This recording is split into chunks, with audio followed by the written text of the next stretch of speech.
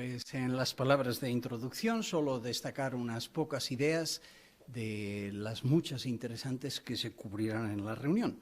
Una de ellas, mantengamos un temor sano a desagradar a Jehová. Parece una contradicción en sí misma. ¿El temor puede alguna vez ser sano? Pues sí, veremos cómo lo enfoca la palabra de Dios y que tener ese tipo de temor es bueno, es una protección. Vamos a escuchar buenas ideas para compartir el mensaje del reino con otras personas y un tema interesante también. ¿Estamos preparados para afrontar disturbios?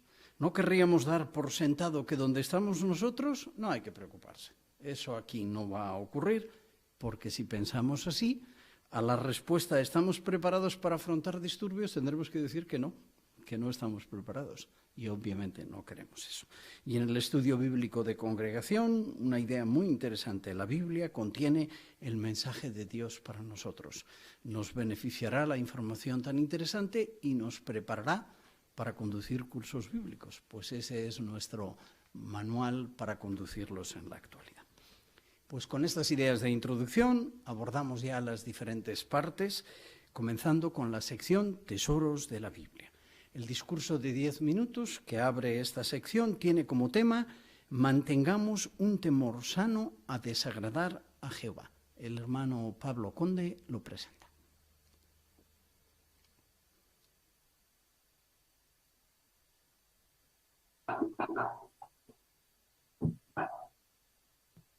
¿Qué significa temer a Jehová? ¿Cómo podemos mantener un temor sano a desagradarle? ¿Y qué beneficios obtenemos si de verdad estamos temiendo y tememos a Jehová? Empezaremos primero hablando sobre qué significa temer a Jehová.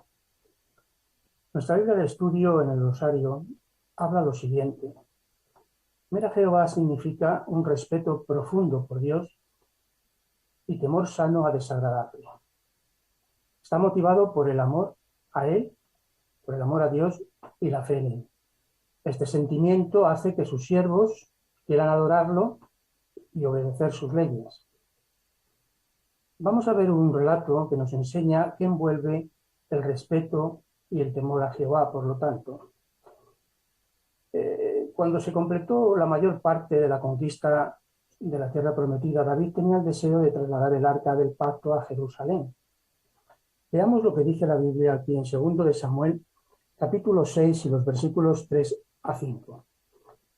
Leámoslo junto, por favor.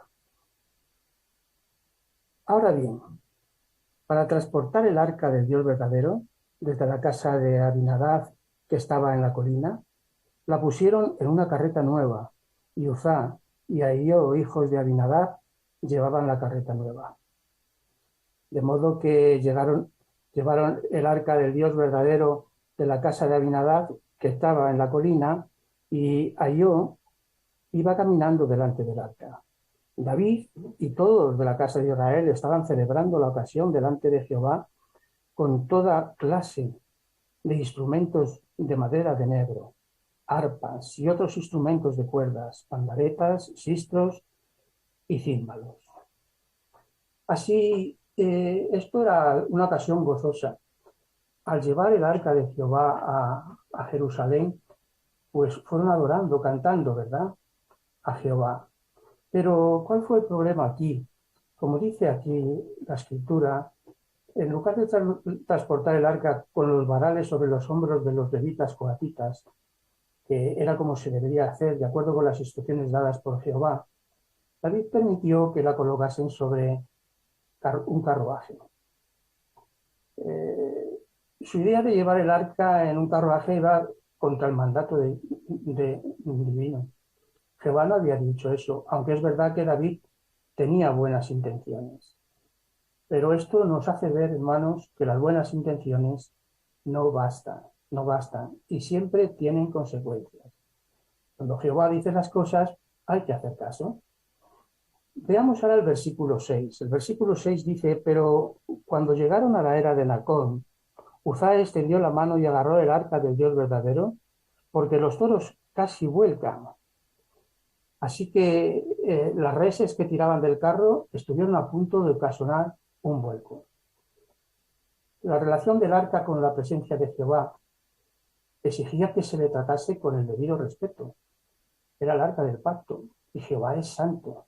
Es santo. Esta cualidad forma parte de la naturaleza misma de Jehová. Él es moralmente limpio y sagrado en sentido absoluto. Por lo tanto, Jehová dice cómo se le debe de adorar y entonces cómo se debería transportar ese arca. ¿Sabía Uzá que no debía tocar el arca del pacto? Sin duda. Uzá no desconocía, los mandamientos de Dios. Él sabía que el arca estaba relacionada con la presencia de Jehová. Y aunque Uzá no era sacerdote, al parecer era levita y a la familia de los coatitas, debía conocer bien la ley. Además, unos años atrás, el arca se había llevado a casa de su padre para guardarla en un lugar seguro. Había permanecido allí unos 70 años, hasta que David decidió trasladarla. De modo que Uzá seguramente había estado al tanto de las leyes relativas al arca desde que era pequeñito, desde que era joven. Así, Uzá tenía conocimiento, pero Uzá desobedeció la ley de Dios. La Biblia dice que fue un acto deliberado, una falta de respeto. ¿Qué pasó entonces? Claro, la Biblia dice que extendió la mano y agarró el arca del Dios verdadero, y esto no queda sin consecuencias. Jehová castigó a Uzá por su falta de respeto. Veamos en el versículo 7 lo que dice la Escritura también. Entonces Jehová se enojó muchísimo con Uzá. El Dios verdadero lo ejecutó allí mismo por esa falta de respeto y él murió al lado del arca del Dios verdadero. Así que Uzá fue castigado. Ahora, uno puede preguntarse, ¿un castigo demasiado severo? Bueno, en el caso de Uzá, es bueno que nos preguntemos, es importante recordar que Jehová ve los motivos del corazón. Jehová puede leer los corazones. Dado que su palabra califica lo que hizo Uzá de un acto irreverente o una falta de respeto, es posible que Jehová viera alguna motivación egoísta que no se revela en el relato. La Biblia no lo dice, pero pudieran ser algunos supuestos. Por ejemplo, era tal vez un hombre insolente, propenso a tomarse demasiadas atribuciones, le faltó modestia. Pudiera ser que se creyera muy importante al llevar delante de todos el arca, que su familia había estado teniéndola en intimidad, guardándola en seguridad. ¿Tuvo orgullo por esto? Tenía tan poca fe que pensó que la mano de Jehová era muy corta para sujetar el cobre sagrado. El cobre simbolizaba su presencia. Jehová lo sabía, por supuesto, y podía haberlo sujetado. Así que, sea como fuera, podemos estar convencidos de que Jehová hizo lo que era justo. Probablemente vio algo en el corazón de Uzá o de Uzá que lo llevó a ejecutarlo rápidamente. Ahora, queremos sacar la enseñanza de este relato. ¿Cómo podemos mantener, ya que tenemos temor a Jehová, mantenerlo un temor sano a desagradable? Bueno, pues examinémonos nosotros. Proverbios capítulo 11 y versículo 2. ¿Podemos leerlo, por favor? Proverbios 11, 2. Dice así: cuando llega la arrogancia, llega también la deshonra, pero la sabiduría está con los modestos. Así, la persona modesta reconoce sus limitaciones, pero se requiere esfuerzo para ser modesto. Si no tuviéramos cuidado, pudiéramos depender demasiado de nuestras propias fuerzas, de nuestros talentos, de nuestras habilidades. Pero ser modesto requiere esfuerzo, frenarnos. Otro principio que podemos tener en cuenta cuando examinemos, para sacar el provecho de esta lección. Proverbios 8:13. Ahora, el capítulo 8 y versículo 13 dice: temer a Jehová significa odiar lo malo. Odio la soberbia, el orgullo, etc. Y es verdad, Todos nos enfrentamos a situaciones difíciles en la vida. En esos momentos pudiéramos sentirnos motivados a hacer las cosas a nuestra manera, pasar por alto los principios bíblicos y los consejos del esclavo fiel. Si eso ocurre, preguntémonos, ¿de verdad tengo la autoridad para lo que estoy a punto de hacer? Mejor preguntémonos, ¿cuál es la voluntad de Dios? ¿Qué debo preguntarle a Jehová? Y queremos hacer esta pregunta también a todos nosotros, ¿verdad? Está abajo en la guía de actividades, el esclavo fiel y prudente nos dice pregúntese. Y dice en lo personal, o sea, en lo más íntimo, cuando nadie nos ve, en nuestro corazón, en nuestro interior, ¿cómo demuestro que temo desagradar a Jehová? Y ahora leamos Proverbios 3:7. Allí dice, no te vuelvas sabio a tus propios ojos. Teme a Jehová y aléjate del mal. Temer a Jehová. Esa es la clave. Temer a Jehová. Un temor sano, profundo, por Dios. ¿Qué lo motiva este temor? No lo motiva un temor mórbido. Jehová es bueno, quiere a sus criaturas, a nosotros nos quiere mucho. Está motivado por el amor y la fe en él. Y cuando tenemos este sentimiento, hace que podamos adorar a Dios, que lo adoremos como Él quiere, obedeciendo sus leyes, sin pasarlas por alto. Qué interesante, ¿verdad?, esto de temer a Jehová. No lo tememos mórbidamente, pero sí lo respetamos muchísimo y lo queremos. ¿Y qué beneficios obtenemos finalmente? Pues hermanos, obtendremos si seguimos cuidando la guía que nos da Jehová, si seguimos en ese camino y la guía que nos da el esclavo fiel y prudente, tendremos el privilegio de adorar a Jehová para siempre en el nuevo mundo, siempre bajo el amor y el temor de Dios.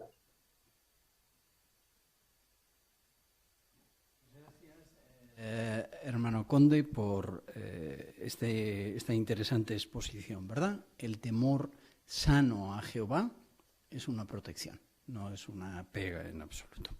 Pues continuamos, busquemos perlas escondidas, una oportunidad para analizar la que aparece en la guía de actividades y otras que vosotros habéis encontrado y podremos compartir juntos.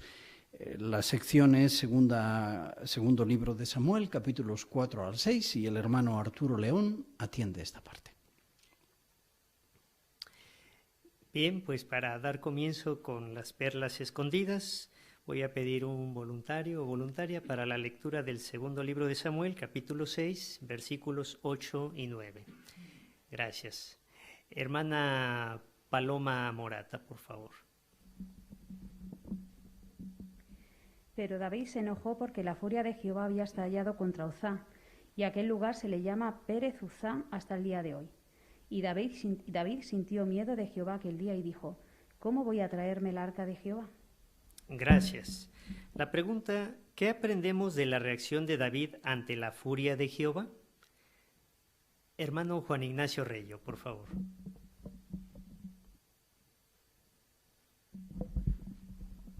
Incluso personas que tienen buena relación con Jehová, pues pueden reaccionar mal ante situaciones difíciles, como pasó en este caso con David, que se encolerizó con Jehová y después le pesó. Así aprendemos que no tenemos que culpar a Jehová de situaciones que nosotros afrontamos por no haber seguido sus normas.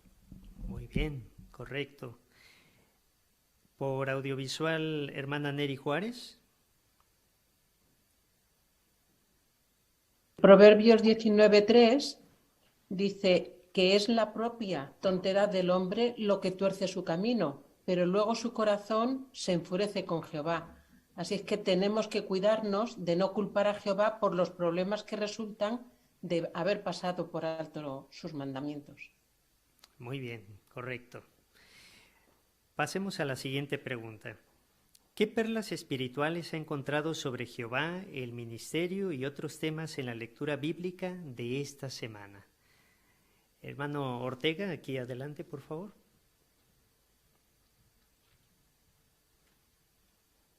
Sí, en el 5:23 de nuevo una vez más se ve como David consultó a Jehová para tomar la decisión acertada. Así que esto nos enseña a todos pues lo importante de pedir consejos, en especial los jóvenes, pues a nuestros padres, a los ancianos o a algún hermano de experiencia. Y también pues si estudiamos la palabra o la consultamos para tomar la decisión correcta, como a la hora de con qué nos vamos a divertir o nuestra forma de vestir, pues vamos a tener éxito, al igual que le pasó a David porque le consultó a Jehová. Muy bien, buen comentario. Por audiovisual, hermana Cardona, Liliana.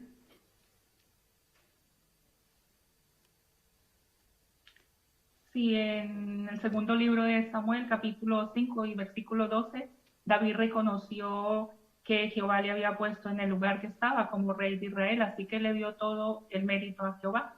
Esto me enseña que nosotros también, el hecho de que estemos en el pueblo, que estemos formando parte del pueblo de Jehová, no es por nuestros propios méritos, sino por la bondad inmerecida de Jehová. Y esto me hace sentir muy contenta y muy orgullosa de poder pertenecer a esta gran familia.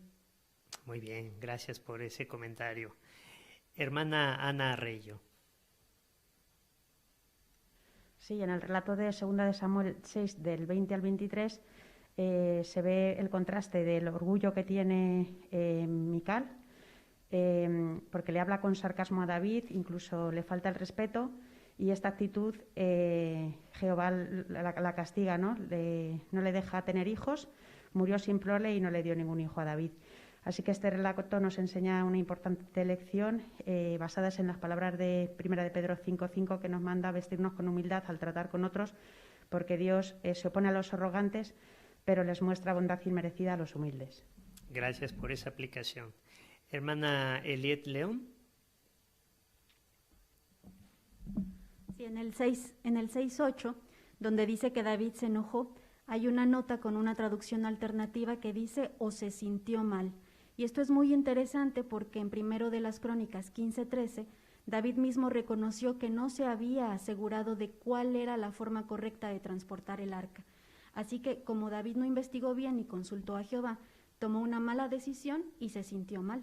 Por eso, para tomar buenas decisiones en la vida, tenemos que buscar información en la Biblia y en las publicaciones y pedirle a Jehová su guía.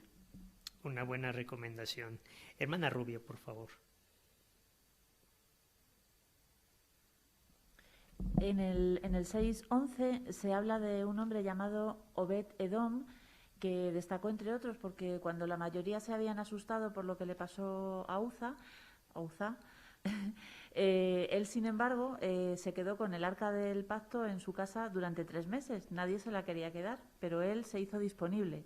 Es un ejemplo para nosotros, para hacernos también disponibles, ya sea ofreciendo nuestra casa o de otras maneras según las circunstancias de cada uno. También, buena aplicación. Por audiovisual, hermana Esperanza Alonso. En 2 de Samuel 6, del 8 y el 9, ahí David siente miedo porque Jehová hace con... espera, que se me ha ido.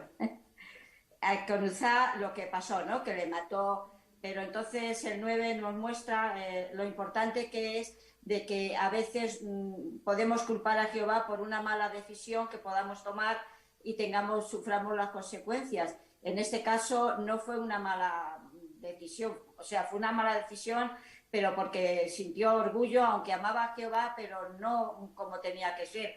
Así que esto nos enseña que nosotros, al tomar decisiones, si la situación es difícil o nos sale mal, nunca deberíamos de juzgar a Jehová y decir que es porque Jehová nos castiga. Al contrario, tal vez nos esté enseñando por esta mala situación.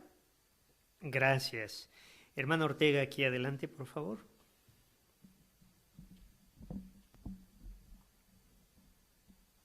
En ocasiones, en la Biblia, a Jehová se le ha dado el título de guerrero. En el capítulo 5 de Samuel, Jehová le da órdenes específicas a David pues para pelear. Pero ¿cómo es posible si Jehová odia la guerra? Pues hay que tener en cuenta 3 elementos importantes, que es que cuando se oprimía o maltrataban a su pueblo, Jehová actuaba primero pues decidiendo quién iba a la guerra, segundo decidía también cuándo empezaba la guerra y tercero pues hay que recordar que a Jehová no le gusta que nadie muera. Así que la lección para nosotros es que en el pasado pues él veía las guerras como un medio para acabar con la maldad y la opresión contra su pueblo, y por eso él solo tiene el derecho de hacer una guerra, y pronto en el futuro pues podrá acabar con todas las guerras. Una buena reflexión. Hermana Montemayor Nuri, por audiovisual. En el caso volviendo al caso del arca, la organización nos ha recomendado que visualicemos los... Perdón, ¿me estáis oyendo bien? Es que tengo un mensaje. Sí, te escuchamos. Vale. La organización ha recomendado que visualicemos los relatos bíblicos. En el 6.3 dice que pusieron el arca en una carreta nueva.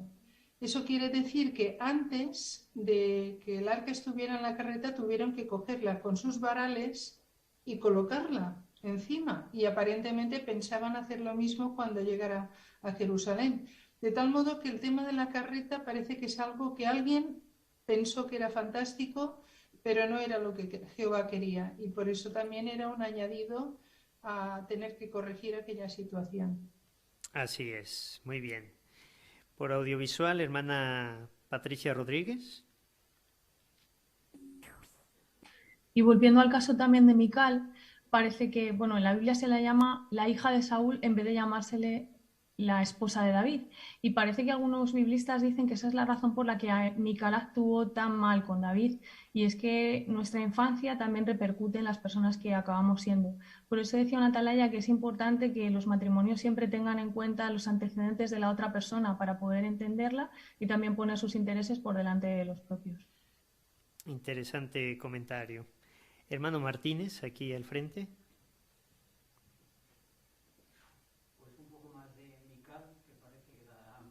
Esta noche. En el caso de Mical se sintió mal porque le parecía que su esposo se había rebajado al nivel de sus súbditos al celebrar la llegada del arca bailando. Mical se creía superior a los demás y su marido también, porque eran de la familia del rey. Lección para nosotros: nunca nos creamos superiores a nadie en función de nada, edad, experiencia o responsabilidades. Interesante aplicación. Muy bien. Hermana García, por favor. Sí, en el 5, a partir del 17, explica cómo cuando los filisteos se enteran de que ha sido ungido rey David, pues vienen. Y entonces David, una vez más, dejándose, confiando en Jehová, en vez de ir a luchar con ellos, primero le consulta a Jehová y después hace lo que Jehová le dice. Vemos aquí una vez más la humildad de Jehová y cómo explica el libro de los Hechos que para Jehová era un hombre agradable. Y se ve que verdaderamente tenía una muy buena relación con Jehová. Eso lo que nos enseña es que debemos hacer lo mismo, que debemos dejarnos en todas las situaciones de nuestra vida guiarnos por los consejos de Jehová. Así es. Pues hasta aquí esta porción de la reunión. Muchas gracias por la investigación y los buenos comentarios. Excelente, muchas gracias, hermano León. Ha sido un placer escuchar, si he contado bien, 13 participaciones del auditorio. Se han desgranado un buen grupo de perlas que nos han beneficiado a todos. Avanzamos con nuestra primera parte de la reunión, la lectura de la Biblia, una parte muy importante de esta sección. Segundo libro de Samuel, capítulo 4, versículos 1 al 12, es la porción que vamos a leer esta noche juntos. El hermano Josué Uréndez va a hacer dicha lectura.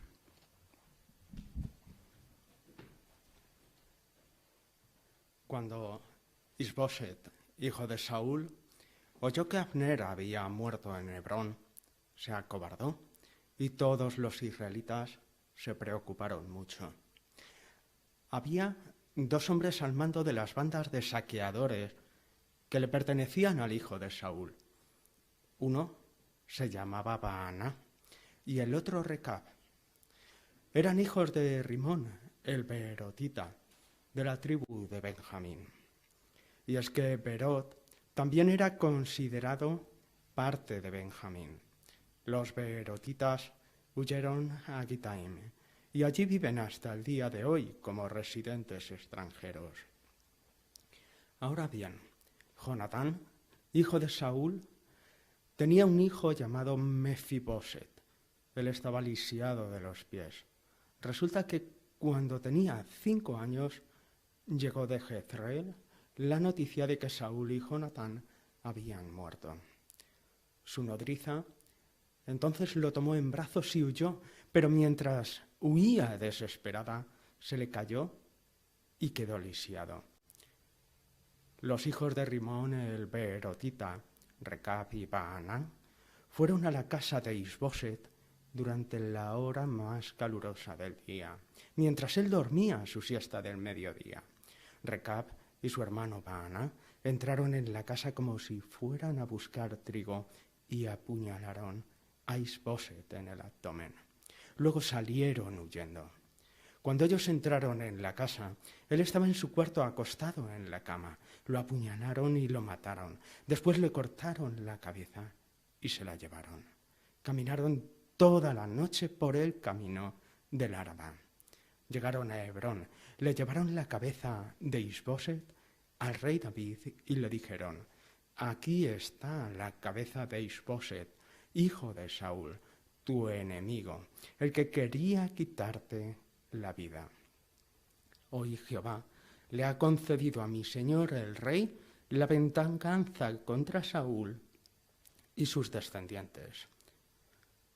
Pero David les contestó a Recab y a su hermano Baana, los hijos de Rimón el beerotita: tan cierto como que vive Jehová, quien me libró de todas mis angustias, al hombre que vino a decirme Saúl está muerto, creyendo que me traía buenas noticias, lo agarré y lo maté en Ziklag. Esa fue la recompensa que yo le di por hacer de mensajero. Con más razón haré lo mismo con los malvados que mataron a un hombre inocente en su propia casa, sobre su cama. ¿No debería pedirles cuentas a ustedes por la sangre de él y eliminarlos de la tierra? David entonces les ordenó a sus hombres que los mataran. Les cortaron las manos y los pies y los colgaron junto al estanque de Hebrón. En cambio, la cabeza de Isboset se la llevaron y la enterraron en la sepultura de Abner en Hebrón.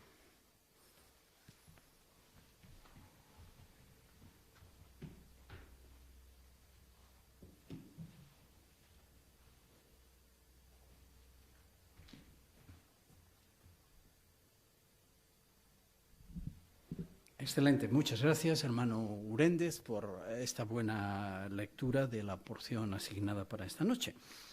El hermano Uréndez, y cualquiera que tenga esta asignación, estaba trabajando en modular la voz.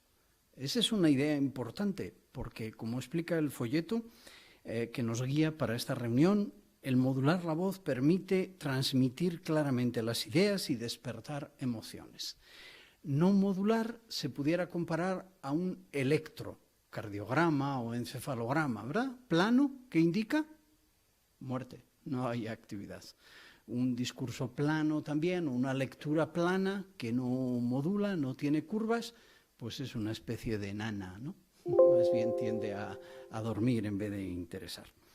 Pues el hermano Uréndez, que bien trabajó este punto, varió tanto el volumen como el tono y el ritmo. Al prepararme yo pensé, hay dos secciones que requieren modular, y qué bien lo hizo el hermano. En el 8, cuando llegaron y le dijeron a David, aquí está la cabeza, lo dijeron satisfechos, pensaron que David les iba a dar un abrazo por lo que habían hecho. O en los versículos 9 al 11, qué bien se nos transmitió la sensación de profundo enfado e irritación de David porque lo que habían hecho le desagradaba profundamente. Así, tanto cuando hablamos como cuando leemos, modular es muy importante. Pues muchas gracias, hermano Uréndez, por tu buena lectura. Continuamos con la primera conversación. Vamos a usar las ideas para conversar y vencer una objeción que es común en nuestro territorio. Las hermanas Sheila Morón y Raquel Rodríguez, por audiovisual, van a presentar esta asignación. Las escuchamos con gusto. Perdona, ¿sabes si en esta farmacia venden test de PCR? Pues no, porque le he escuchado a la farmacéutica que ha habido un brote y se han quedado sin ellos, están agotados. Madre mía, es que no hay test en ningún sitio. Es que el COVID no ha terminado. Bueno, no ha terminado el COVID y ahora tenemos una enfermedad nueva. Esto es una locura. Sí, es verdad, lo he escuchado también en las noticias, pero la verdad es que da un poco de miedo, ¿eh? Sí, al final va a tener razón mi madre y todo esto que nos está pasando es un castigo de Dios bien merecido. Se lo he escuchado decir a mucha gente. Sí. ¿Tú también crees en Dios? No, que va, que va. Bueno, cuando era más jovencita, sí que creía, pero ahora, sinceramente, a mí no me encaja que pueda existir un Dios viendo el mundo como está. No creo en Dios. Pues la verdad es que entiendo bien tu planteamiento. Es muy lógico, ¿no? Pero no sé, yo creo que si hiciéramos otro planteamiento de otro punto de vista, a lo mejor podríamos llegar a otra conclusión. Pues la verdad es que no sé muy bien a qué te refieres. Pues mira, igual que tú me has dicho, muchas personas no creen en Dios porque piensan que Él les castiga y les manda el sufrimiento. Entonces, es lo que les han enseñado, como tú me decías de tu madre, ¿no? Pero claro, la gente no quiere un Dios así y entonces le rechaza. Pero supongamos que Dios en realidad no nos causa el sufrimiento ni nos castiga. Aunque bueno, si te soy sincera, para mí en realidad no es ninguna suposición. Yo lo he leído en la Biblia y tengo la seguridad de que es así. Mira, como todavía nos quedan unas cuantas personas por atender, si quieres, yo te puedo mostrar esta cita bíblica. Vale. Tengo una Biblia descargada en el móvil y te la leo muy brevemente. Vale. Mira, está en Santiago 1:13. Mira, y dice, que nadie diga durante una prueba, Dios me está probando, porque con cosas malas nadie puede probar a Dios, ni Él prueba a nadie. ¿Te has dado cuenta qué es lo que pone? Porque dice, cuando una persona está pasando sufrimiento, no puede culpar a Dios, ¿por qué? Bueno, dice que nadie puede probar a Dios con nada malo. Efectivamente. Y luego sigue diciendo, ¿qué más? Pues que Él no prueba con nada malo a nadie. Efectivamente. O sea que Él está diciendo que en realidad no nos castiga ni nos causa sufrimiento. Entonces, por eso lo que te decía antes, ahora el planteamiento cambia, ¿no? Si antes la gente rechaza a Dios porque cree que nos castiga, si supieran esto que no es así, a lo mejor no habría este rechazo, ¿no crees? Pues entonces, si Dios no es el culpable del sufrimiento, ¿quién es el culpable? Pues también es una pregunta muy lógica, ¿no? Pero como no sé si me va a dar tiempo a que nos van a atender ya, voy a hacer una cosa. Mira, yo te voy a dejar una tarjeta mía que tiene el teléfono y el nombre y también te dirige a una página web que responde a esta pregunta que me has hecho de manera muy sencilla. De todas maneras, yo me encantaría que pudieras llamarme, de verdad, no te sientas obligada ni nada, pero me gustaría enseñar cómo funciona esta web y qué otras preguntas de la vida puedes conocer, sin ningún compromiso, de verdad. Bueno, la verdad es que me ha parecido muy interesante hablar contigo. No te prometo nada. Yo le voy a echar un vistazo y puede que te llame, pero no lo sé. Lo que sí te digo es que me ha gustado mucho hablar contigo. Muchas gracias. Vale, pues nada, espero que encuentres el PCR en otro sitio. A ver si lo encuentro. Vale. Gracias. Excelente, pues muchísimas gracias, hermanas, sobre todo a ti, Sheila, que llevabas la delantera. Qué bien ha trabajado Sheila el punto que tenía en la lección 12, mostrar amabilidad y empatía. Hasta se lo dijo el ama de casa, ¿no? O la persona que tenía al lado le dijo que le había encantado, o sea que ella indicó que sí, que había mostrado amabilidad y empatía. Sheila habló como ella es, con sinceridad, mostró preocupación por la persona, frases en su asignación como por ejemplo, esto que usted dice se lo he escuchado a mucha gente, muchas personas piensan, no te sientas obligada, ¿verdad? Esas son declaraciones amables que muestran empatía, que uno se pone en el lugar de la otra persona. Eso a veces es tan importante como el mensaje. A veces la gente olvida el mensaje, lo que le hemos dicho, pero no olvida un buen sabor de boca de una conversación agradable como la que le quedó a Raquel después de la conversación con Sheila. Pues excelente, muchísimas gracias. Pues sí, hemos tenido una primera conversación, habrá que volver a hablar con la persona, ¿verdad? Lo que llamamos una revisita. Así, en esta asignación vamos a usar las ideas para conversar y luego se va a presentar el vídeo por qué estudiar la Biblia, aunque no se va a poner debido a lo escaso del tiempo. Pues vamos a escuchar esta asignación que presentarán las hermanas Natalia González y Patricia Rodríguez por audiovisual.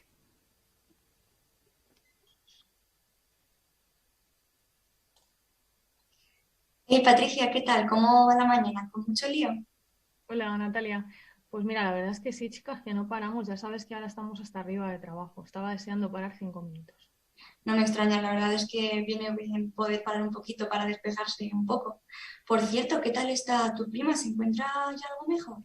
¿Qué va? Bueno, ya sabes que tuvo un accidente bastante serio y sigue ingresada, pero lo peor ya no es eso, ¿no? Es que también la familia está muy preocupada porque no se sabe cuáles van a ser las secuelas y bueno, al final uno llega a la conclusión de que aquí solo estamos para sufrir, ¿sabes? Vaya, ya siento escuchar que no se esté recuperando muy rápido. Mucho ánimo para toda la familia, desde luego que es una situación muy difícil. Y es verdad que en esta vida parece que no hay más que disgustos. Y es que, aunque la semana pasada ya estuvimos hablando sobre que Dios no es el causante del sufrimiento, sí que nos quedó la duda de por qué entonces seguimos sufriendo. ¿Quién está en realidad detrás de todos los problemas?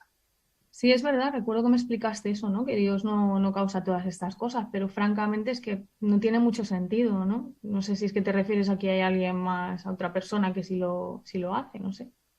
Pues verás, la Biblia es en realidad la que nos dice de manera muy clara quién es el culpable del sufrimiento. Mira, déjame que te lo enseñe, ¿vale? Se encuentra en la primera carta de Juan, en el capítulo 5, el versículo 19. Mira, te lo voy a leer. Dice: sabemos que nosotros provenimos de Dios, pero el mundo entero está bajo el poder del maligno. ¿Has visto, Pati? ¿Te has dado cuenta de quién está controlando este mundo? Bueno, ahí dice el maligno, no sé, ¿se refiere al diablo? Eso es, aquí está hablando de Satanás y el diablo. Él es en realidad el gobernante de este mundo.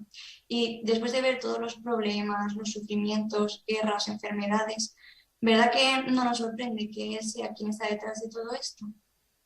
Bueno, la verdad es que visto así tiene sentido, porque en este mundo no solo hay mucho sufrimiento, sino que hay mucho odio también, ¿no? Así que, pues sí, ¿por qué no? Claro, y aunque es cierto que nos consuela saber que no es Dios quien causa nuestro sufrimiento, ¿verdad que ahora surgen también otras preguntas, como por ejemplo, ¿qué es lo que Él siente al vernos sufrir tanto? Bueno, parece interesante, pero ¿cómo podemos saber lo que siente Dios? Pues verás, la Biblia puede responderte esa y otras muchas más preguntas también. ¿Así, por ejemplo? Pues mira, tengo en mi teléfono también un vídeo que nos puede ayudar a responder a tu pregunta. Mira, vamos a verlo, verás que es muy cortito, tan solo dura un minutito, ¿vale? Te lo pongo. ¿Qué te ha parecido, Pati? Me ha gustado mucho, la verdad, porque bastantes de esas preguntas ya me las había hecho yo, ¿no? Y también me ha parecido muy interesante la frase esa que dice que quizá me sorprendan las respuestas, así que tengo mucha curiosidad, sí. Desde luego que el vídeo nos deja con ganas de más. Pero bueno, ¿qué te parece que como ya se está acabando nuestro descanso, mañana veamos juntas, con ayuda de la Biblia, cómo se siente Dios ante el sufrimiento? Y así, en 5 minutitos como hoy, podamos empezar a encontrar juntas todas esas respuestas que hemos visto en el vídeo que te promete la Biblia. Vale, me parece muy bien. Genial. Excelente, pues muchísimas gracias, hermanas, por vuestra buena asignación. ¿Cuánto se puede decir en 3 minutos 32 segundos? ¿Verdad? Cuando está bien preparado, hay muchas cosas que se pueden compartir buenas con otra persona, como hizo Natalia en su asignación. Ella estaba trabajando en la lección 9 de nuestro folleto, usar bien las ayudas visuales. Qué importante es esto. A veces quizá cuando nos hacen una pregunta tenemos la tendencia a contestar nosotros, porque sabemos la respuesta. Pero como hizo muy bien Natalia, tengo un vídeo que responde esto. Y lo vamos a hacer nosotros mejor que el vídeo, improvisando, bastante complicado eso.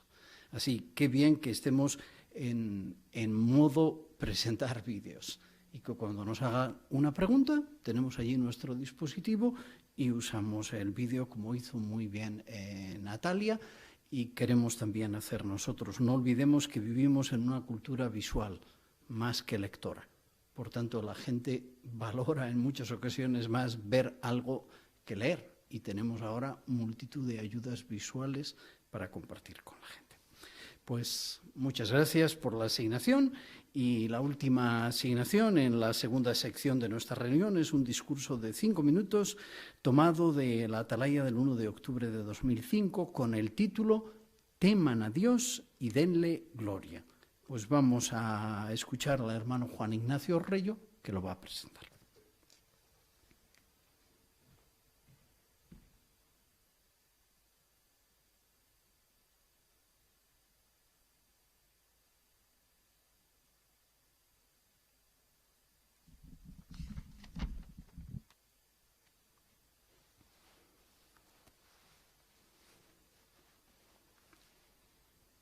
¿Habéis sentido alguna vez temor?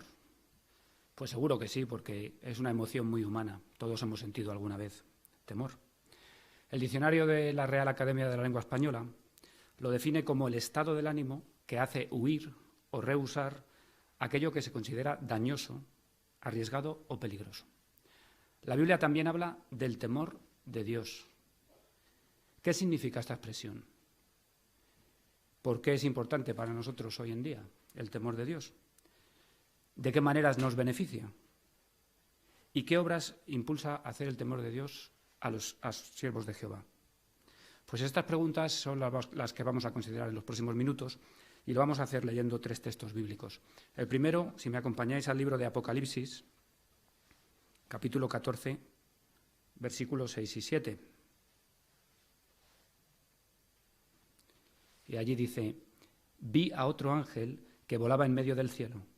Tenía buenas noticias eternas que anunciarles a los que viven en la tierra, a toda nación, tribu, lengua y pueblo. Decía con voz fuerte», y aquí está la exhortación: «Teman a Dios y denle gloria». ¿Por qué? Pues continúa diciendo: «Porque ha llegado la hora de su juicio». Como ya sabéis, el libro de Apocalipsis expone las etapas sucesivas en el cumplimiento del propósito de Dios. Y si lo analizamos bien, llegamos a la conclusión de que hoy vivimos en tiempos señalados proféticamente, tiempos cercanos a ese juicio. Por eso es importante que temamos a Dios hoy y que le demos gloria. ¿Qué implica esto, el temer a Dios? ¿Cómo nos beneficia? Pues en esta ocasión vamos a encontrar la respuesta en el Proverbio 8:13. Acompáñame, por favor, a leerlo. En el libro de Proverbios 8:13 leemos lo siguiente: «Temer a Jehová significa odiar lo malo. Odio la soberbia, el orgullo, el mal camino y las palabras perversas». Así hemos notado lo que significa el temor a Jehová. Significa odiar lo malo. Así, el temor de Jehová nos beneficia porque nos aparta de cosas que nos perjudican. Nos aparta en general, como dice el mismo proverbio, del mal camino, de muchas cosas que no solo nos perjudicarían en nuestro dentro en la vida, sino que pueden ser dañinas también para las personas que nos rodean. El temor a Jehová nos hace andar en el camino moralmente correcto. Por lo tanto, la persona que teme a Dios va a estar muy pendiente de escuchar la voz de Jehová, de leer diariamente su palabra, y así podremos conducirnos como Él desea, siempre para nuestro beneficio y el de las personas que nos rodean. Entonces, ¿qué obras nos va a impulsar a hacer este temor de Dios y este darle gloria? Pues ya el apóstol Pablo en el primer siglo, cuando escribió a los cristianos hebreos, nos indicó algunas de ellas. Si me acompañáis ahora en esta ocasión a la carta a los hebreos, capítulo 10, versículos 24 y 25, pues fijémonos lo que dice.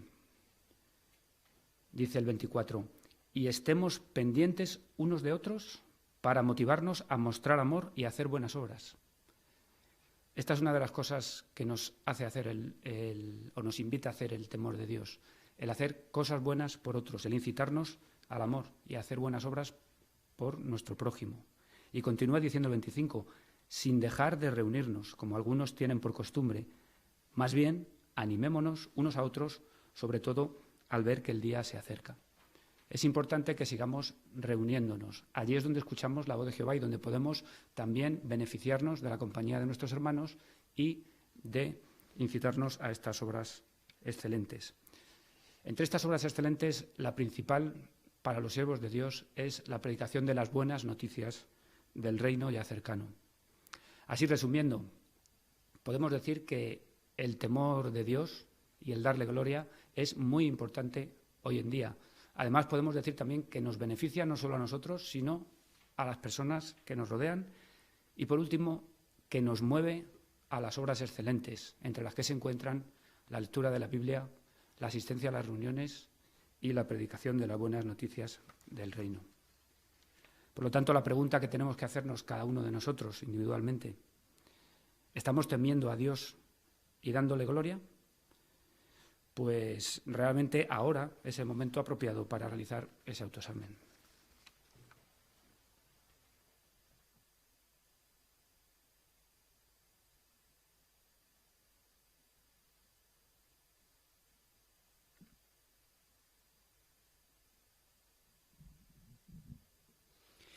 Muchas gracias, hermano Reyo, por cubrir esta información tan interesante tomada de un artículo de la Atalaya que va en la línea del tema de esta noche, ¿verdad? Temer a Jehová y darle gloria. De hecho, el artículo era manténganse alerta, la hora del juicio ha llegado.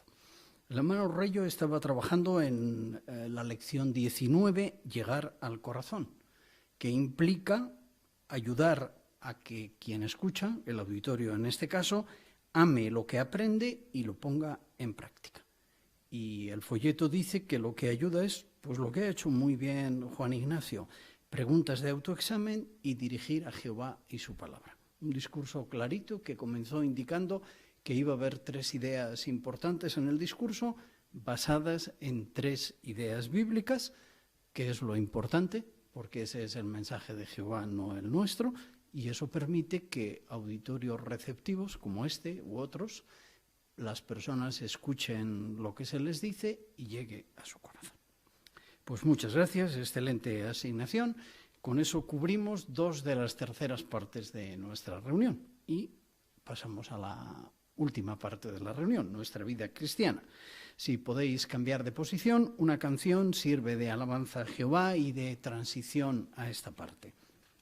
Es la canción número 143. El título de la misma, Hay que seguir vigilantes, basada en Romanos 8, 20 al 25. Canción 143. Thank you.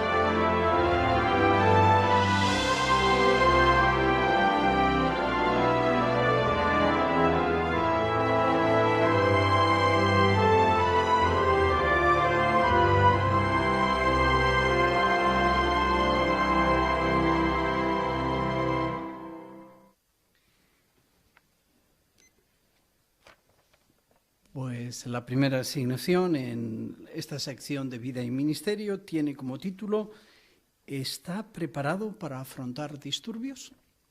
Pudiéramos comenzar diciendo lo que significa perspicacia. Perspicacia significa ver más allá de lo obvio. Quien no tiene perspicacia no ve más que lo obvio. Y como en la zona en la que vive nunca ha ocurrido nada, pues nunca va a ocurrir nada. Le falta perspicacia.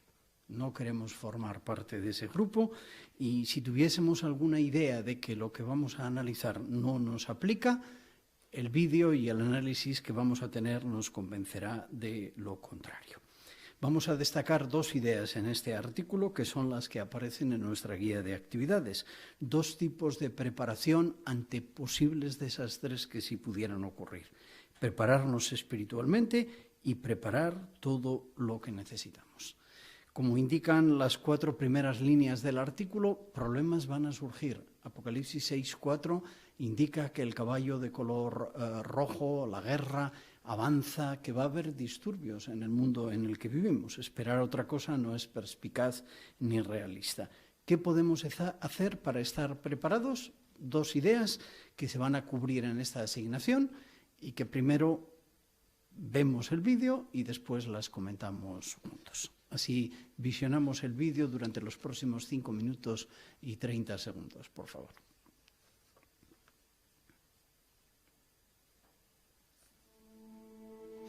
Jehová predijo que en los últimos días vendrían tiempos críticos y difíciles de soportar. Habría hambre, epidemias, terremotos en un lugar tras otro y otras escenas espantosas. También hay incendios, erupciones volcánicas, tormentas destructivas y otros desastres causados por el hombre. Además, cada vez hay más delincuencia, disturbios y guerras. Sin importar dónde vivamos, es probable que en algún momento nos afecte algún desastre, sea natural o provocado por el hombre. ¿Cómo podemos prepararnos? Lo primero es fortalecernos espiritualmente. Isaías 30:15 dice, su fuerza dependerá de que mantengan la calma y demuestren confianza. Así que es importante que tengamos una buena amistad con Jehová y aprendamos a confiar en Él desde ahora. No esperamos que intervenga milagrosamente, pero si le oramos en los momentos difíciles, su Espíritu Santo puede hacer que recordemos pasajes de la Biblia que nos ayuden a tranquilizarnos y nos den sabiduría para tomar buenas decisiones. En segundo lugar, conviene que tengamos preparada una mochila de emergencia. Sería bueno guardar en ella un botiquín de primeros auxilios, agua embotellada, alimentos no perecederos, una Biblia y otros artículos básicos. Si es posible, en cada hogar debe haber una cantidad razonable de suministros básicos, por si fuera necesario que la familia se refugiara en casa durante mucho tiempo. Investigue lo que las autoridades recomiendan en el lugar donde usted vive. Asegúrese también de que los ancianos tengan sus datos de contacto actualizados. Si ellos no los tienen al día, en caso de emergencia podría perderse un tiempo muy valioso. Por otra parte, durante la noche de adoración en familia, repasen los tipos de desastre que pueden ocurrir. Recuerde que sucesos como los ataques terroristas y los disturbios pueden ocurrir en cualquier lugar y sin previo aviso. Así que hablen de qué hacer en cada situación, como dónde encontrarse o cómo ponerse en contacto con los ancianos. Y en tercer lugar, podemos prepararnos para ayudar a otros cuando ocurre una emergencia. Para saber cómo, veamos primero qué pasos se dan a nivel local en estos casos. En los casos en los que hay un aviso de emergencia, los superintendentes de grupo se aseguran de que todos los hermanos de su grupo están en un lugar seguro. Y justo después de que pase una situación de emergencia, cada superintendente de grupo se pone en contacto con todos los hermanos de su grupo para ver qué necesitan. Organizar las labores de socorro puede tomar tiempo, sobre todo si los suministros de emergencia escasean. Así que es vital que dé los pasos para estar preparado, que haga caso a los avisos del gobierno y que mantenga informados de sus circunstancias a los ancianos. Filipenses 2:4 dice que debemos buscar los intereses de los demás. Si estamos bien preparados, permitimos que reciban más atención quienes más lo necesitan, y hasta es posible que podamos ayudar a otros de nuestra congregación y de los alrededores, incluso si nos hemos visto afectados. Por ejemplo, en algunos casos tal vez haya hermanos que necesiten un lugar donde quedarse por un tiempo. Quizás podamos abrirles las puertas de nuestro hogar, o quizás podamos compartir nuestros alimentos o suministros básicos con quienes lo necesiten. En otros casos, tal vez podamos ayudar a los hermanos a limpiar su hogar o a hacer reparaciones cuando sea seguro hacerlo. ¿Y qué puede hacer si la emergencia ocurre en otro lugar? ¿Debería viajar allí para colaborar? Cuando se necesite ayuda, la sucursal nombrará hermanos para organizar las labores de socorro y participar en ellas. Así que el mejor momento para hacerse disponible es ahora, antes de que suceda una emergencia. Dígales a sus ancianos que le gustaría llenar una solicitud. Así, cuando haya una necesidad, la sucursal sabrá que usted está dispuesto a ayudar. Y recuerde, la oración tiene mucho poder. Cuando oramos por nuestros hermanos, nos ofrecemos como voluntarios para ayudar en las labores de socorro o hacemos donativos para la obra mundial, estamos ayudando a nuestros hermanos. Claro, no siempre podremos evitar los desastres naturales y las situaciones de emergencia causadas por el hombre, pero si seguimos las instrucciones de la organización de Jehová y de su palabra, nuestra obediencia le traerá honra a Jehová. Si se fortalece en sentido espiritual, toma medidas prácticas y está listo para ayudar a los demás, puede tener la tranquilidad de saber que Jehová bendecirá sus esfuerzos por estar preparado para una emergencia.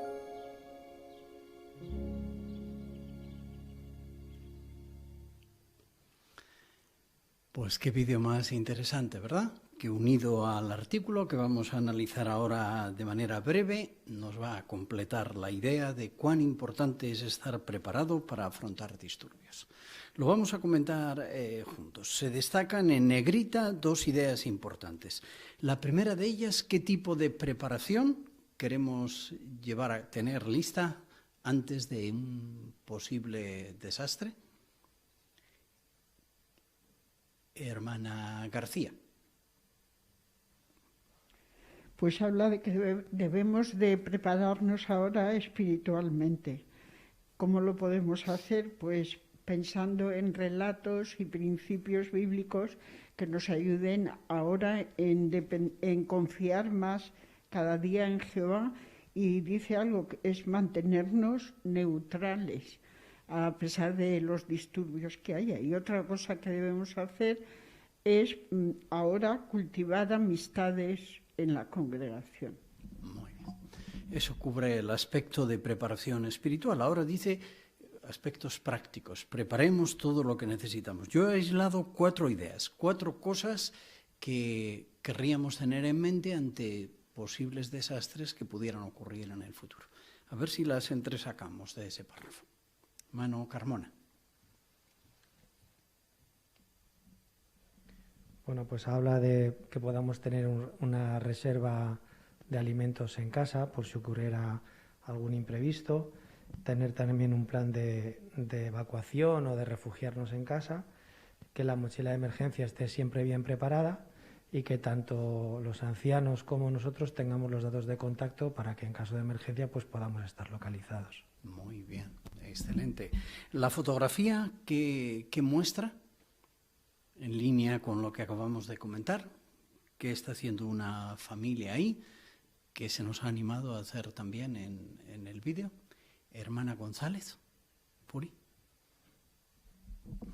Pues nunca debemos de dar por sentado la espiritualidad, sino que tenemos que seguir cultivando esta espiritualidad para estar a bien con Jehová, porque Él siempre nos está dando instrucciones en todo momento, y es una manera también de protegernos. Es verdad, muy bien. ¿Qué idea transmite la fotografía, verdad, de esta familia? Hermano Ortega, aquí delante.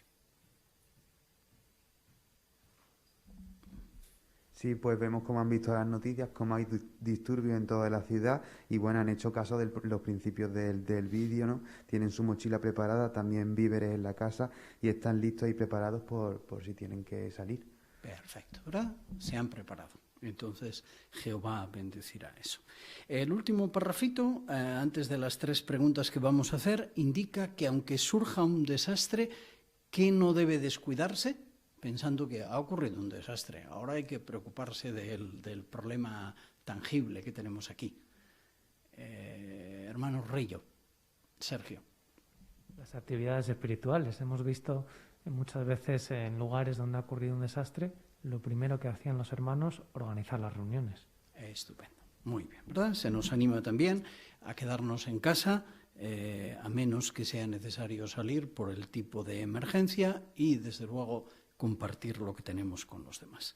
3 respuestas breves a 3 preguntas, porque tenemos un anuncio que leer con relación a esto antes de concluir. La primera, ¿cómo nos puede ayudar Jehová durante una emergencia? Hermano González.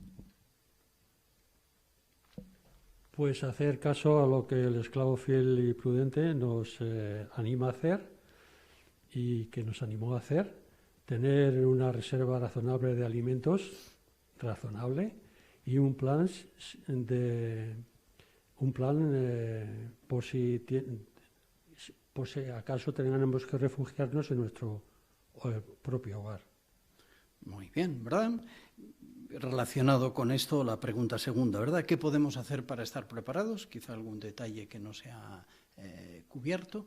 Hermano León, Arturo.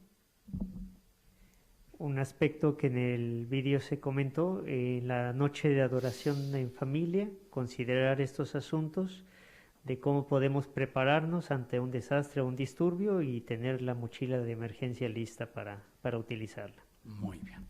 ¿Y cómo podemos ayudar a otros? Ya no solo pensando en nosotros, sino en otros miembros de la congregación. Hermano López, José Luis. Bueno, pues compartiendo con ellos lo que podamos, nuestros alimentos, o dándoles hospitalidad. Perfecto, muy bien. Pues hay un anuncio que el cuerpo gobernante pide que se lea en esta asignación que dice lo siguiente.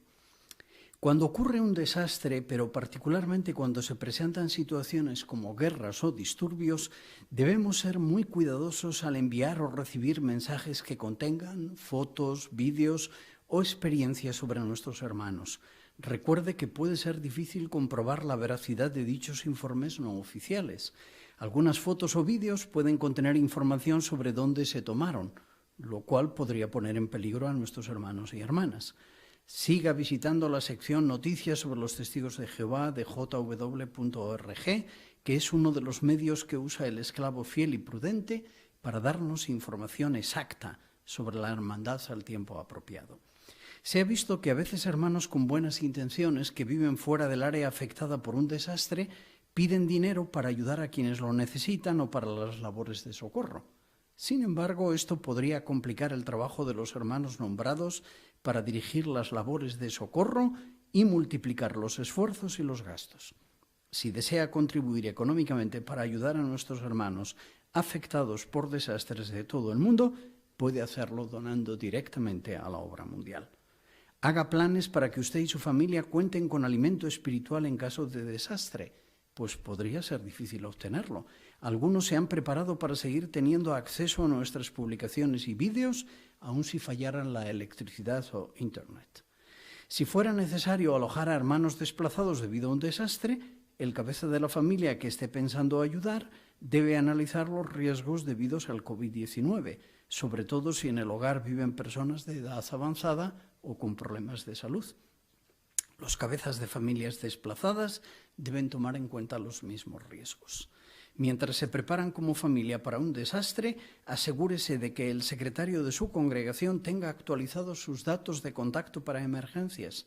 Dicho contacto debe ser alguien con quien usted se comunicaría en caso de un desastre o emergencia.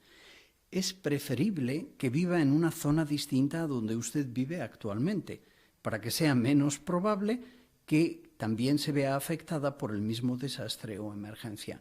No es necesario que el contacto para emergencia sea testigo de Jehová. Cuando lo seleccionen, díganle que le darán sus datos de contacto a los ancianos de la congregación. Estos datos consistirán en el nombre de la persona y en la información imprescindible para comunicarse con ella, su número de teléfono o correo electrónico. Una vez que le hayan informado a su contacto para emergencias que compartirán sus datos con los ancianos, proporcionen la información al secretario, quien los ayudará si tienen alguna pregunta.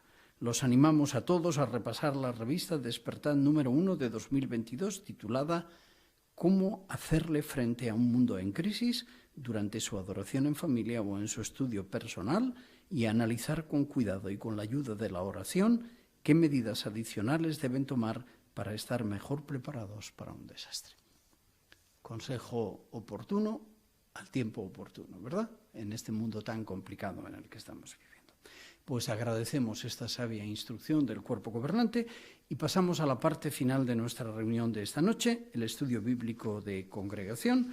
El hermano Sergio Reyo lo va a presentar y le escuchamos con mucho gusto.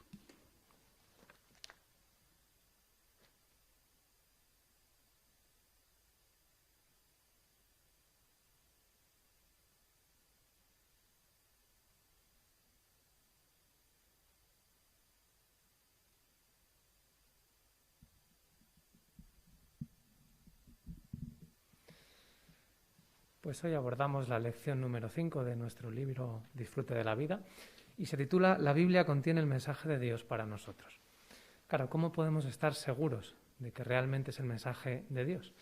Pues vamos a analizar pruebas convincentes que fortalecerán nuestra fe y también podremos usar para fortalecer la fe de nuestros estudiantes.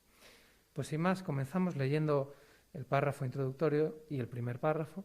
La lectura está a cargo de nuestro hermano David Herrera, por audiovisual.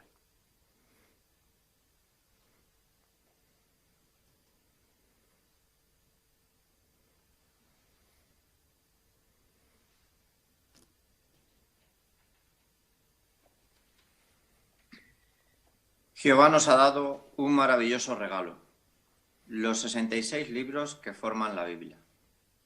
Pero quizás se pregunte, ¿de dónde salió la Biblia? ¿Quién es su autor? Para responder a estas preguntas, veamos cómo ha llegado el mensaje de Dios hasta nuestros días. Primero, si la Biblia fue escrita por hombres, ¿cómo es que Dios es su autor? Unos 40 hombres de diferentes oficios y clases sociales escribieron la Biblia. Se empezó a escribir en el año 1513 antes de nuestra era y se terminó en el año 98 de nuestra era. Por lo tanto, tomó unos 1600 años escribirla. Aún así, en la Biblia no hay contradicciones. ¿Cómo es posible eso? Porque Dios es su autor. Estos hombres no escribieron sus propias ideas, más bien hablaron de parte de Dios impulsados por el Espíritu Santo. Con su Espíritu Santo, Dios inspiró o impulsó a estos hombres para que pusieran por escrito lo que Él piensa. Muy bien, muchas gracias. Pues leemos en primer lugar, primera a los Tesalonicenses, capítulo 2, versículo 13. Y un voluntario que quiera leer este texto. Hermana Rosa López. Por eso nosotros también le damos constantemente gracias a Dios, porque cuando ustedes recibieron la palabra de Dios que oyeron por medio de nosotros, no la aceptaron como palabra de hombres, sino como lo que de verdad es, como palabra de Dios, la cual también está actuando en ustedes, los creyentes. Muy bien, muchas gracias. La pregunta dice, si la Biblia fue escrita por hombres, ¿cómo es que Dios es su autor? Por audiovisual, Familia Fonseca. Pues igual que ocurre cuando, por ejemplo, un jefe le dicta una carta a su secretaria, la escribe la secretaria, pero las ideas son las del jefe, con la Biblia es algo parecido. La escribieron hombres, pero estaban inspirados por el Espíritu Santo de Jehová. Muy bien, correcto. Pues luego profundizaremos más en esta idea. Pero seguimos adelante. Leemos el párrafo 2.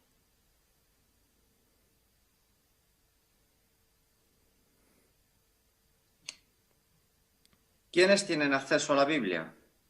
Gente de toda nación, tribu, lengua y pueblo, puede beneficiarse de las buenas noticias que da la Biblia. Dios se ha encargado de que esté disponible en muchos idiomas. De hecho, es el libro más traducido de la historia. Casi todo el mundo puede saber lo que dice la Biblia, sin importar dónde viva o el idioma que hable. Muchas gracias. Leemos ahora Apocalipsis 14:6 y nuevamente un voluntario. Nuestro hermanito Alexis, por favor. Vi a otro ángel que volaba en medio del cielo. Tenía buenas noticias eternas que anunciarles a los que viven en la tierra, a toda nación, tribu, lengua y pueblo. Muy bien, muchas gracias. La pregunta dice, ¿quiénes tienen acceso a la Biblia?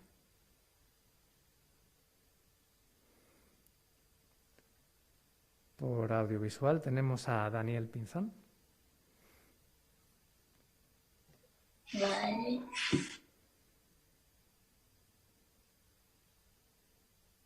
No te escuchamos, Dani. Parece que hemos perdido. Ya. Toda la nación, tribu y lengua y pueblo puede beneficiarse las buenas noticias que da la Biblia. Correcto, muy bien. Pues ha resumido también muy bien esta idea. Continuamos con el párrafo 3. Hermano David, cuando puedas. ¿Cómo protegió Jehová la Biblia? La Biblia se escribió en materiales que se deterioran fácilmente.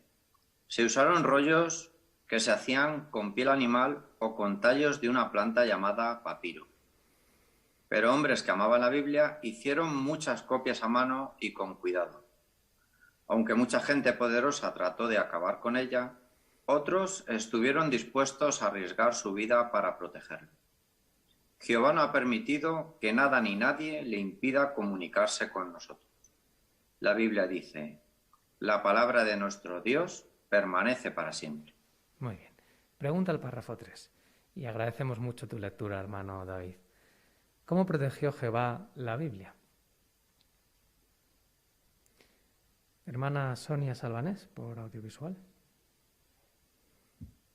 Pues a través de muchos hombres que amaban la Biblia y que hicieron copias cuidadosamente escritas a mano. Y luego también, aunque se ha tratado a lo largo de la historia acabar con ella, ha habido otros hombres que han estado dispuestos incluso a arriesgar su misma vida por protegerlo.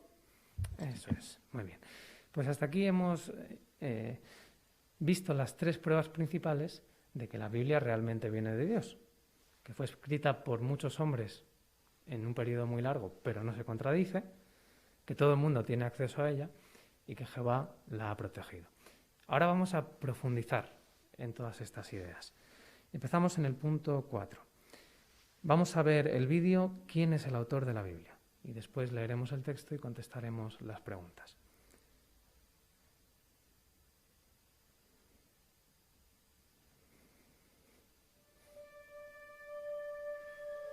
¿Quién es el autor de la Biblia?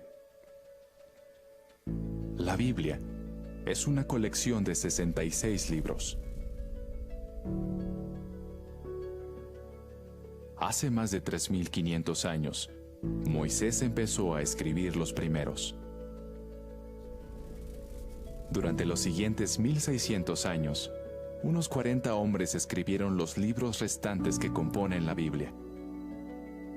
Si la escribieron hombres, ¿por qué se la llama la palabra de Dios? Piense en esto. Cuando un empresario quiere enviar un mensaje importante, quizás le pida a un secretario que escriba una carta o un correo. El empresario le dice a su secretario las ideas que desea transmitir, y el secretario plasma esas ideas en un correo electrónico. Aunque el secretario escribe el correo, él no es el autor. De forma parecida, los escritores de la Biblia expresaron pensamientos y sentimientos con su propio estilo, pero el mensaje no era suyo. Entonces, ¿de quién era? La Biblia dice, toda la escritura está inspirada por Dios. Jehová Dios utilizó su poder para guiarlos y así transmitirles sus pensamientos. ¿Cómo lo hizo? En el caso del profeta Daniel, Jehová hizo que tuviera unos sueños. Otros, como el profeta Ezequiel, estaban despiertos cuando Dios les mostró visiones impresionantes. A veces, Jehová utilizó a ángeles para transmitir sus pensamientos, como cuando se comunicó con el apóstol Juan. Pero, ¿de veras pudo Jehová Dios transmitir así su mensaje? Actualmente, es posible hablar con personas que están muy lejos.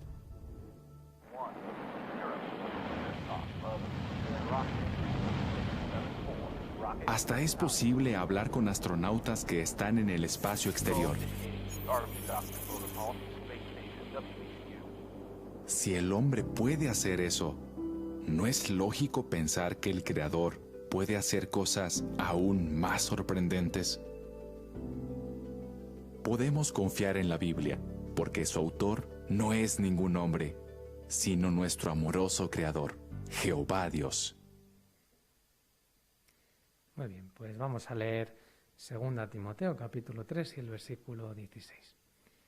Dejamos a nuestro hermanito Iker, por favor. Toda la Escritura está inspirada por Dios y es útil para enseñar, para censurar, para rectificar las cosas y para educar de acuerdo con lo que está bien. Muchas gracias. Si la Biblia fue escrita por hombres, ¿por qué se dice que es la palabra de Dios? Vamos a dar un comentario por audiovisual. Hermana Carolina González.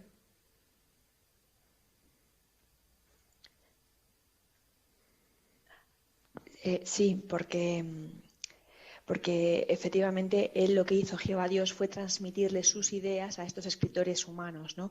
Y se explicaba en el vídeo que lo había hecho de diferentes formas, ¿no? A veces envió ángeles, otras veces hizo que sus profetas tuvieran sueños o visiones, y en algunos casos también pues les dictó directamente lo que quería, ¿no? Muy bien, eso es. Y podemos ampliar un poquito más con la siguiente pregunta. ¿Es realista creer que Dios les comunicó sus pensamientos a escritores humanos? Quizás incluso podamos usar la ilustración. Hermano Eber Ortega.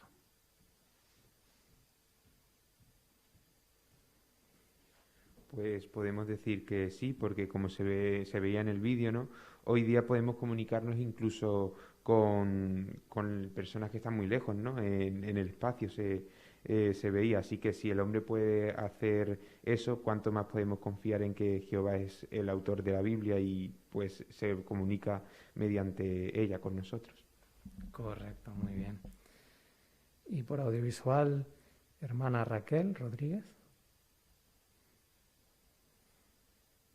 Además, al permitir Jehová que hombres imperfectos eligieran la forma de redactar las ideas que recibieron por parte del Espíritu Santo, Jehová pudo comunicar su mensaje con cariño y con variedad, con emoción y con los sentimientos que son propios de los seres humanos. De ahí que la lectura de la Biblia sea tan atrayente para todos nosotros. Muy bien, pues gracias por aportar esos detalles. Continuamos porque el tiempo apremia. Hemos visto el primer punto, cómo Jehová usó a hombres, pero en realidad es su mensaje el que contiene la Biblia. Veamos el siguiente. La Biblia sobrevivió a muchos ataques. A lo largo de la historia, muchas personas han intentado destruir la Biblia. Sin embargo, siempre ha habido alguien dispuesto incluso a arriesgar su vida pues, para protegerla. Veamos un vídeo con un ejemplo de esto.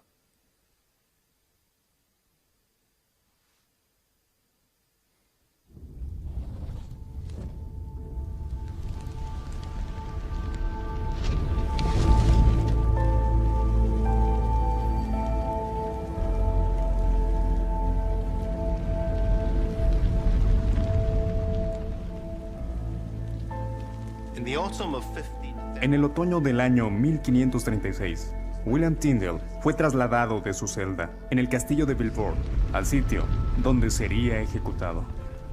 Allí había un poste preparado para él. Tyndale fue encadenado al poste, estrangulado, y después su cuerpo fue quemado ante la multitud. ¿Qué crimen había cometido? Tyndale se daba cuenta de que lo que aprendía de la Biblia no coincidía con las enseñanzas de la Iglesia. William Tyndale murió convencido de que la Biblia es la palabra de Dios. Inglaterra. Tyndale fue la primera persona que hizo el esfuerzo de traducir la Biblia al inglés a partir de las lenguas originales. Tyndale nació a finales del siglo XV, en la zona de Gloucestershire. Luego, en Oxford, se formó como sacerdote. En el siglo XV había enconada oposición a la idea de que la palabra de Dios estuviera al alcance del pueblo en general. La gente escuchaba la Biblia en latín en la iglesia donde el sacerdote la traducía para ellos, pero no tenían acceso a ella directamente. A Tyndale no le permitieron trabajar en su traducción en Inglaterra. Pidió permiso al obispo de Londres para traducir el Nuevo Testamento al inglés a partir del griego, el texto original, pero no se lo concedió. Londres, Inglaterra. La oposición a que se tradujese la Biblia era tan fuerte que Tyndale escribió tiempo después que no había lugar en Inglaterra donde hacerla. Con la ayuda de mercaderes que apoyaban su causa, Tyndale huyó hacia Alemania, donde le sería más fácil trabajar en su traducción al inglés del Nuevo Testamento. Para 1525, la traducción estaba completa, lista para imprimirse. En la Biblioteca Británica, en Londres, averiguaremos qué ocurrió más tarde. La doctora Karen Limper Hertz, conservadora principal, nos hablará sobre eso.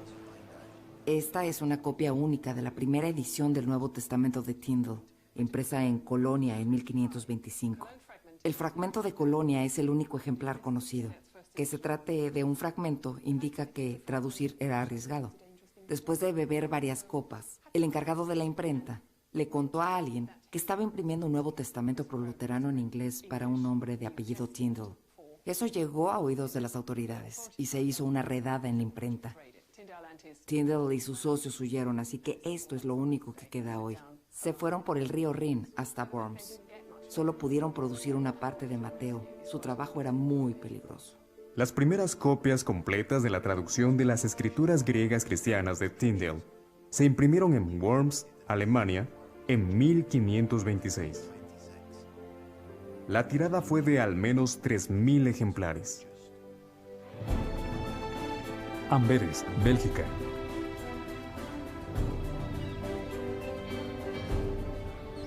Tyndale dejó Alemania y se instaló en Amberes, Bélgica. Esta bulliciosa ciudad resultó ideal. Gracias a su próspera industria en el campo de la impresión y a su transitado puerto, sería fácil que los libros llegaran hasta los lectores en Inglaterra. El profesor Guido Latre se ha ofrecido amablemente a guiarme por las mismas calles en las que Tyndale quizás haya caminado hace unos 500 años. Tyndale vio que aquí las personas comunes tenían acceso a la Biblia en holandés y deseaba que la gente de Inglaterra tuviera la misma oportunidad. Si alguien quería contrabandear Biblias a gran escala, disponía del puerto marítimo más grande del norte de Europa. Claro, no era fácil esconder artículos voluminosos o en grandes cantidades, así que traían las pequeñas hojas a lugares como este, a bodegas subterráneas. Entre las páginas de libros más grandes que no estuvieran prohibidos, escondían las hojas pequeñas de la traducción de Tyndale. Al llegar a Londres, alguien podía identificar los libros y decir, «Ajá, es en estos libros donde debo buscar para encontrar las hojas sueltas de la Biblia de Tyndale». Había unas 30.000 copias de la Biblia de Tyndale para el tiempo de su muerte. Tyndale fue un gran hombre, audaz, valiente, dedicado. Se arriesgó muchísimo, y eso es algo que nunca deberíamos olvidar. Vilvoorde, Bélgica. William Tyndale fue encarcelado aquí, en Vilvoorde, al norte de Bruselas. Estuvo consumiéndose en prisión por más de un año, donde sin duda se daba cuenta de que le esperaba una muerte atroz. A Tyndale se lo respeta por su gran aportación a la lengua inglesa. Pero su obra no fue el mero resultado de las ambiciones de un erudito. Tyndale amaba la Biblia. Seguramente sentía lo mismo que el salmista que, al referirse a la palabra de Dios, exclamó, «¿Cómo amo tu ley?». A pesar de feroz oposición, la Biblia con toda su sabiduría, ha perdurado hasta el día de hoy y sigue transmitiendo fielmente las palabras de sus escritores. Con razón, tantas personas atesoran la Biblia.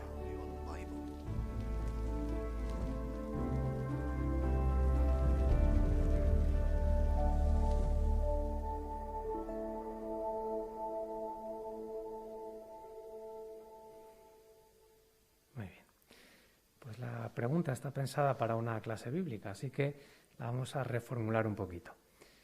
¿Qué hizo Tyndale para proteger la Biblia y qué efecto debería tener en nosotros?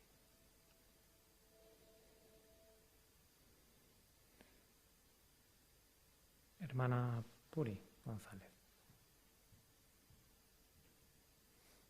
Pues como hemos visto en el vídeo, hizo todo lo que estuvo en su mano para poder, a escribir la Biblia, porque arriesgó, bueno, de hecho murió también por ello, arriesgó su vida hasta la muerte y gracias a él hubo muchísimas traducciones que mucha gente podía leer en varios idiomas, además. Muy bien, eso es. Hermana Martínez, Fanny, por audiovisual. Y pensar que él vivió en una época en que la organización de Jehová no está como hoy, que tenemos tantísima información, pensar cómo pudieron llegar a conclusiones tanto él como otros personajes de su estilo que también aparecen en el vídeo más largo, Miguel Servet, pensar lo que ellos hicieron en esa época de oscurantismo, pues fortalece nuestra fe y nos ayuda a apreciar ese esfuerzo y ya que nosotros la tenemos tan accesible, pues amarla y leerla a diario. Correcto, muchas gracias. Pues a continuación leemos el Salmo 119, 97. Y le pedimos a nuestra hermana Victoria que nos lo lea, por favor, por audiovisual. Sí. Cuánto amo tu ley.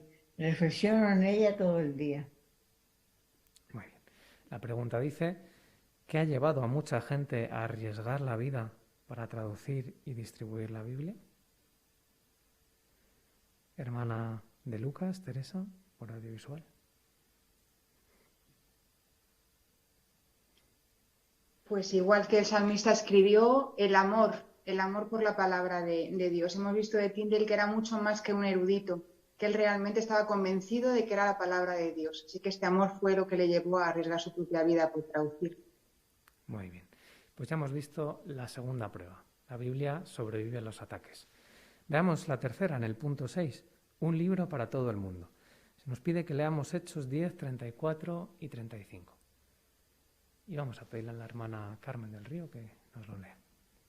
Al oír eso, Pedro tomó la palabra y dijo: ahora de veras entiendo que Dios no es parcial, sino que acepta a los que le temen y hacen lo que está bien, sea cual sea su nación.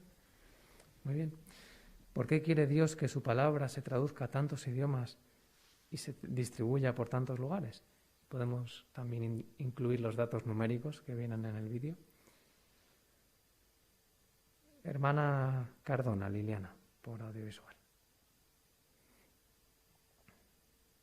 Porque el deseo de Jehová es que todas las personas lo conozcan y se arrepientan, y como acabamos de leer en Hechos, todo el que teme y hace lo que está bien, sea cual sea su nación, Jehová le va a aceptar.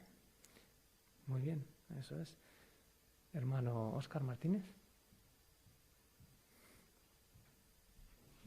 Y los datos corroboran eso, que Jehová ha hecho que todo el mundo tenga acceso, porque casi el 100% de la población mundial puede leer la Biblia en el idioma de su corazón, disponible en más de 3.000 idiomas, que hasta nos parece que ni puede haber esa cantidad, pero la hay, completa o en parte, y 5.000 millones de personas es el número aproximado de Biblias impresas.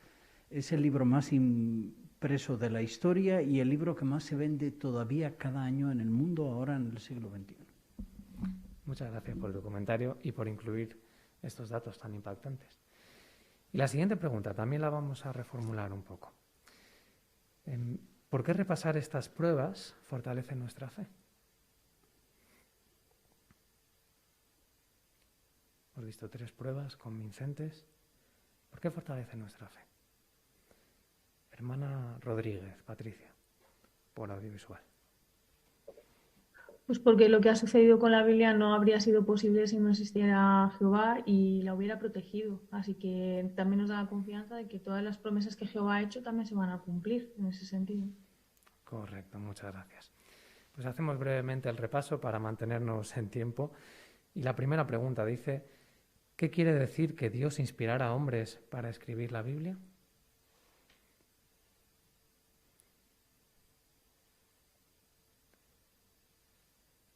Hermano de Lucas, por audiovisual.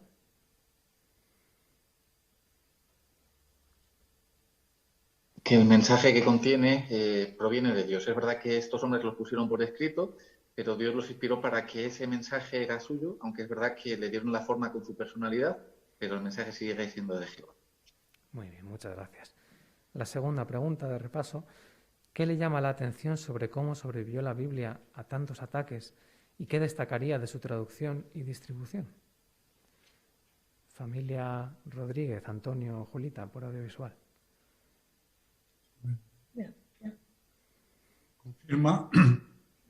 Confirma completamente lo que estamos estudiando, que es el mensaje de Dios para la humanidad. Como Jehová quería que la humanidad entera supiera lo que Él quería transmitirle, no permitió que ese libro o esos mensajes se acabaran o se borraran o se destruyeran. Y el hecho de que, a pesar de tantas vidas humanas entregadas y tantas persecuciones, hoy día tengamos la Biblia, más de 5.000 millones de Biblias hay en el mundo hoy día, demuestra que es la palabra que Él quiere que sepa todo el mundo. Correcto, muy bien, muchas gracias. Y por último, ¿cómo se siente al saber todo lo que ha hecho Dios para comunicarse con usted? Una pregunta personal. Hermano Arturo León. Pues me siento agradecido por todo lo que Jehová ha hecho para preservar su palabra y que pueda yo conocer su propósito y tener una esperanza segura para el futuro. Pues de seguro compartimos ese sentimiento. Así, hermanos, no tenemos motivos para dudar. Tenemos pruebas convincentes de que la Biblia realmente viene de Dios.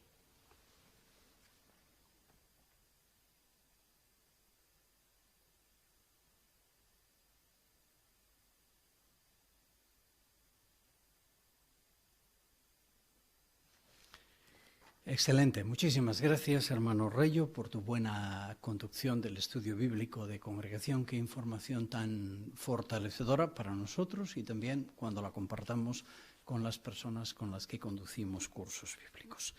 Un breve repaso de las ideas clave de la reunión de esta noche. Mantengamos un temor sano a desagradar a Jehová. No un temor mórbido, paralizante, de susto, pero un temor sano nos permitirá no desagradar a Jehová. No queremos ser como Uza, ¿verdad? Sino que queremos tener este sano temor que nos protege de hacer algo que desagradará a Jehová. Y hemos visto también la importancia de estar preparados para afrontar disturbios. Vivimos en un mundo tan convulso, tan complicado, las cosas cambian en 2 minutos, que aunque estemos viviendo en un área tranquila, esta noche pudiera dejar de ser tranquila, ¿verdad? No sabemos. Estamos preparados en sentido espiritual y práctico. Hemos escuchado hoy muy buenas sugerencias. Un avance de la próxima semana. Nos prepararemos las perlas, como habéis hecho hoy muy bien, de 2 de Samuel 7 y 8, y destacamos 2 asignaciones de la próxima semana. El discurso de 10 minutos, Jehová hace un pacto con David. ¿Es importante eso? Sí, porque es la secuencia que lleva del paraíso al paraíso, de Génesis 3:15 al nuevo mundo. En medio está el pacto con David. Es una escala, diríamos, en el viaje para llegar al nuevo mundo. Así que es un pacto importante porque tiene que ver con el reino, con Jesús como gobernante y, por tanto, el paraíso recobrado. Y también un tema muy interesante, usemos en la predicación temas de actualidad.